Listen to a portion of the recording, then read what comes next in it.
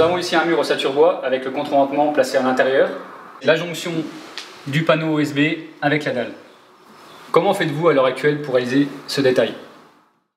Chez SIGA, pour réaliser ce genre de détail, nous préconisons rissant large en combinaison avec Dockskin.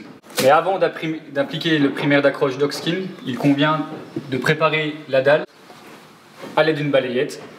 Le support étant maintenant parfaitement dépoussiéré, je vais pouvoir procéder à l'application de Dockskin à l'aide d'un rouleau. Ce qui est top avec le nouveau Dockskin, c'est qu'il est équipé d'un bouchon auto-nettoyant qui permet une ouverture et une fermeture très facile. Le Dockskin met environ 15 minutes à sécher, donc dès qu'il va devenir transparent, on va pouvoir appliquer rissant large. Le Dockskin est maintenant transparent, donc il est sec, on va pouvoir appliquer le rissant large. Le papier de séparation est coupé en son milieu, ce qui va permettre une application beaucoup plus facile. Ce que je vous conseille, c'est de dérouler un large morceau de rissant pour pouvoir déjà préplier l'adhésif avant de l'appliquer et de retirer, d'amorcer la bande de séparation. Et l'avantage, c'est que le papier de séparation est siliconé, donc il ne va pas coller sur Dockskin. Donc je peux largement dérouler pour préparer l'adhésif sans qu'il n'adhère sur le support. L'application de rissant large est faite sur la dalle.